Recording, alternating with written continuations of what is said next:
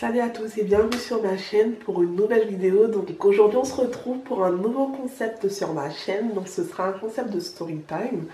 Donc vu la situation actuelle depuis quelques temps, nous sommes en confinement. Moi j'ai décidé de vous raconter quelques stories du coup que j'ai vécues. Et du coup on fera comme ça pendant quelques jours. Je vous raconterai un peu de ce que j'ai vécu. En espérant que ça vous plaira ce nouveau concept. N'hésitez surtout pas à me dire en commentaire ce que vous en pensez. Avant de commencer, grand merci à tous les nouveaux abonnés. Merci de vous être abonnés, merci de me soutenir. Donc je vais en profiter pour faire grandir ma chaîne pendant ce laps de temps que nous avons en confinement. Donc j'espère que chez vous ça va, que vous ennuyez pas trop, que ça va aller pendant ce confinement. On commence.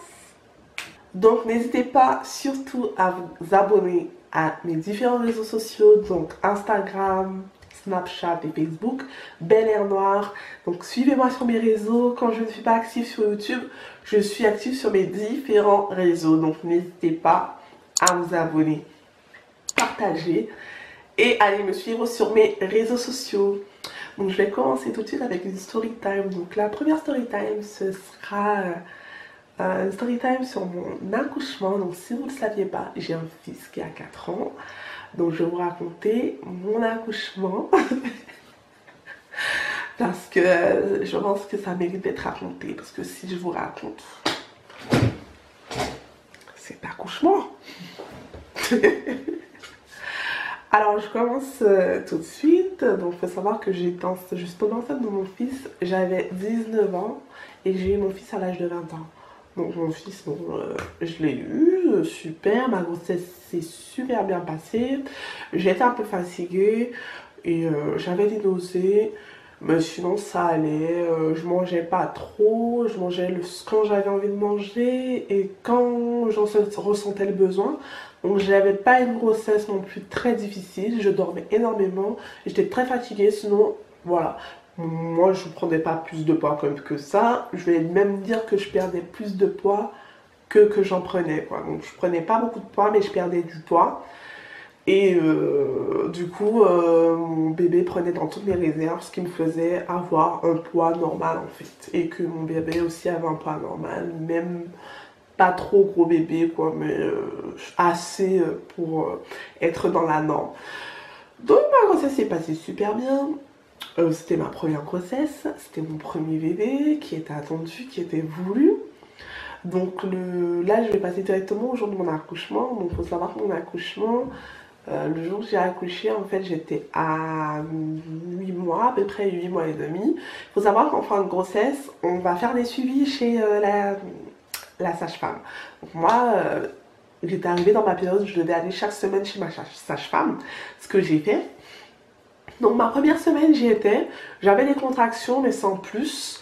Donc j'ai fait un monitoring, donc on va chez la sage-femme en fin de grossesse, on fait un monitoring, on fait un toucher vaginal pour voir au niveau des centimètres si on est dilaté ou si le travail a commencé. Et puis après on vous renvoie chez vous ou sinon vous êtes hospitalisé sous prétexte que vous avez accouché. Donc moi on m'a fait mon monitoring. J'avais énormément de contractions, mais moi j'étais en mode sommeil, mais sommeil. Faut savoir que je dormais énormément pendant mes grossesses. Je préférais dormir que manger. Et ma sage-femme me dit, bah, vous avez beaucoup de contractions et tout. Je dis, ah bon? Elle me dit, bah, vous sentez pas? Je dis, bah non. Et là, elle me fait un toucher vaginal et je suis dilatée à 3. J'étais dilatée à 3. Et j'avais pas de contractions, j'avais pas plus que mal, j'avais pas mal. J'avais pas si mal que ça en fait, ça allait. Et elle me dit, je suis dilatée à 3 et que j'ai grave des contractions. Je dis, bon, ok. Elle me dit, donc vous allez accoucher maintenant. Il faut savoir que j'étais jeune. Et du coup, elle sort dehors voir le père de mon fils et elle dit, oui, votre femme va accoucher maintenant, donc on va monter en salle, etc. Il faut savoir que j'étais venue en rendez-vous normal, donc je n'avais pas ramené de quoi accoucher. Donc on nous a monté en salle d'accouchement. Et normalement le travail a commencé. Et là, en fait, moi, je voulais accoucher sans péridurale. Je me suis dit, oh, je suis capable de le faire. J'arriverai à accoucher sans péridurale, ça ira, tranquille, pépère, je vais gérer, tranquille. Non mais c'est... Voilà, les doigts dans le nez, finger on the nose, normal. Ok. Donc là, je suis arrivée à l'hôpital en salle d'accouchement, il était 11 heures en salle d'accouchement et le travail a commencé. J'ai des contractions, ça commence à faire mal, je commence à souffrir, ça commence à être long. Et là, à chaque fois qu'on vient me vérifier, je suis à 3 et demi. Et à 16 heures, on me dit je suis à 4. Je me dis bon, ça commence à avancer. Toujours pas de péridurale, tranquille, je gère les douleurs, je suis en mode souffle. Je souffle, j'expire, j'expire, j'expire, j'expire. Donc ça va encore, je gère tout ce que je regardais pendant ma grossesse, les vidéos, je mettais en pratique mes cours d'accouchement, je mettais en pratique tout ce que j'avais appris. Donc ça allait pour moi, je gérais, je me suis dit ça y est, je vais réussir à avoir un accouchement sans péridurale, ça y est quoi. Sauf que à 19 heures, j'ai toujours pas accouché. Je commence à craquer.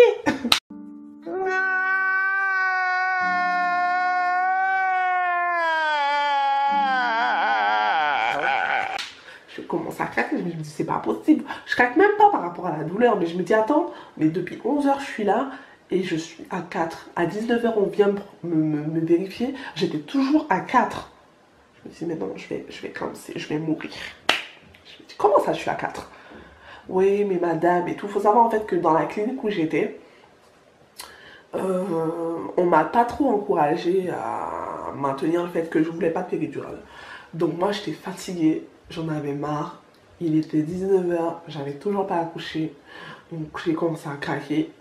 J'ai même pas pleuré pour les douleurs, j'ai pas pleuré pour les contractions ni quoi que ce soit d'autre. Qui m'appelle? Bref, j'ai pas pleuré pour tout ça.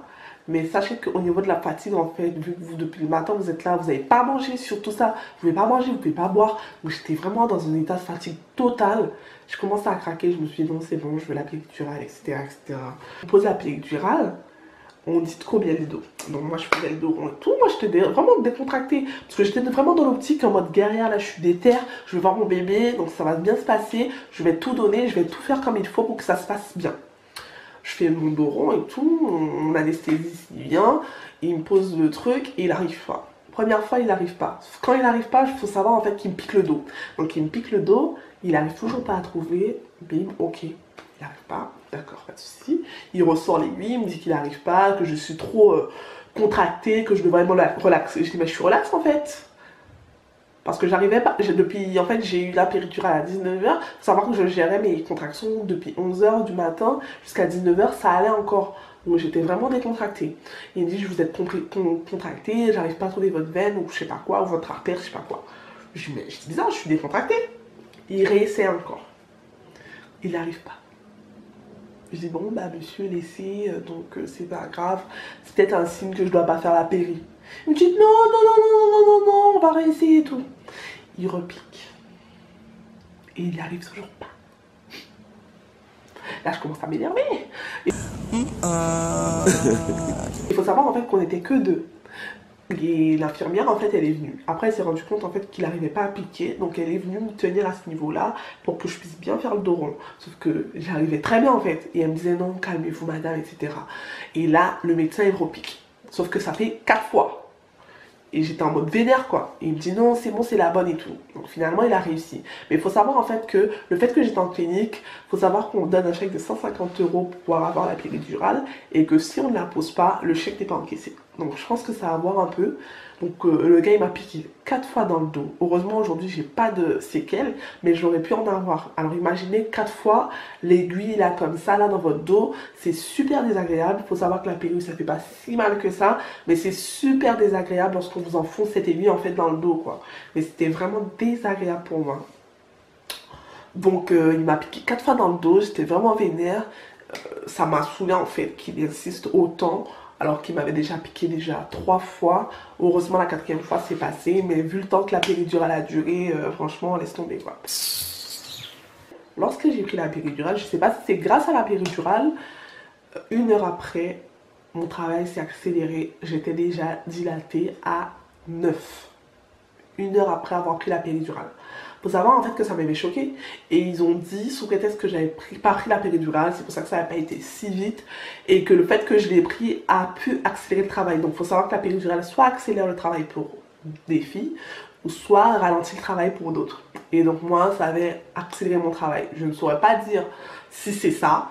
Je ne serais pas, je suis pas convaincue que ce soit ça, mais au final j'ai craqué et j'ai pris la péridurale parce que j'en pouvais plus. Donc 1 heure après j'étais dilatée à 9. Faut savoir en fait que lorsque j'étais dilatée à 9, la péridurale ne faisait déjà plus effet en fait. J'avais mal, je ressentais les contractions, je ressentais tout. Je ressentais toutes mes douleurs, je ressentais vraiment tout, j'étais vraiment... j'avais pas aussi mal qu'au début, mais je ressentais mes contractions. Donc le travail a commencé, on commence à mettre les appareillages, donc je devais mettre mes pieds au moins comme ça là. Vous voyez les pieds là? Les pieds arrivaient jusqu'à ma tête même. Et du coup, j'ai mis ma tête sur mes pieds sur les étriers et tout. Je me mets en position. Je dis, ouais, allez, au père des enfants, mets-moi un petit coup de piche-piche et tout. Je mets en mode guerrière. Donc, quand on allait accoucher, il faut vraiment être en mode guerrière. Comme moi, je me suis dit pendant mon accouchement, j'ai peur de l'accouchement, c'est vrai. J'ai peur d'avoir mal. J'ai peur que ça se passe mal. Mais il faut que je ressorte en vie par la grâce de Dieu. Donc, Dieu me donnera la force d'accoucher. Donc, on s'installe. Je suis en mode guerrière. Ça y est, je vais accoucher devant mon bébé. En mode tranquille. Donc, là, dans la salle d'accouchement, il y avait mon gynécologue et une sage-femme. Ouais, le gynécologue et une sage-femme. Donc ma sage-femme, la sage-femme, elle était au niveau de mon ventre là, et mon gynécologue était en bas, ce qui est logique. Et du coup, il me dit, commence à pousser. Donc moi, je pousse de toutes mes forces et tout, je pousse. Et elle me dit, c'est efficace, c'est bon. Je pousse encore, je pousse encore, je pousse encore. Elle me dit, c'est efficace, c'est bon. Sauf que faut savoir que pendant que vous poussez, moi, ça m'a choqué. La dame, elle se mettait quasiment debout sur mon ventre. Elle était en mode comme ça, là, à appuyer sur mon ventre. Ça m'a choqué. Je me suis dit, wow. Et là, j'ai commencé à ressentir toutes les douleurs. Quand je vous dis, j'ai senti mon bassin en train de s'ouvrir. J'ai senti tout. Je me suis dit, purée. Il y a tellement une pression forte en bas. J'avais l'impression que mon bas, là, elle explosait. Et quand je vous dis exploser, je sentais que mon bas allait exploser. Et du coup, j'avais tellement mal. Donc au bout d'un moment, j'ai commencé à perdre le contrôle. Alors que j'étais super concentrée. Hein. J'ai commencé à perdre le contrôle. Oui, ouais, aïe. Non mais j'ai commencé à crier Jésus. Oui, oui, oui. J'étais dans tous les sens. J'étais dans tous les sens. Et là, je commençais à chercher dans la salle. Et tu m'as dit, où père mon fils? Il était là, on faisait les mignons et tout. Il me tenait la main, j'étais en mode et tout. Au moment où je suis en train de perdre les pédales, je suis en train de crier tout, je suis en train de crier Jésus, André, ouais, Seigneur, ouais, ouais. Quand je vous dis, je criais tout, et lui il était là, dans la tête en train de tourner dans la salle en fait. Alors moi je perdais le contrôle, mais lui aussi en fait il était pas mieux que moi en fait. Et quand je dis j'ai perdu le contrôle à ce moment précis.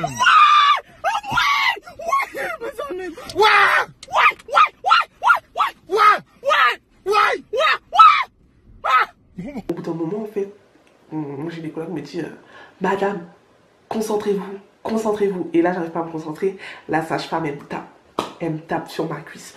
Madame, elle m'a tapé, hein. Elle m'a tapé sur ma cuisse. Madame. Et mon gynécologue me dit concentrez-vous, poussez encore, allez-y, sinon votre bébé il va pas résister. Ça fait longtemps qu'il est là, allez-y, allez-y. Et là, je me reprends, bim, et puis je pousse. Et là, je pousse encore. Et là, j'entends qu'il dit, ça va se déchirer. Et là, il dit, il faut que je coupe. Et là, la sage-femme, elle dit, non. Et moi, je suis là, qu'est-ce qui se passe? Oui, vous avez bien entendu. Il m'a cousu et il a oublié la compresse à l'intérieur de moi. So Baba, shine your blessing.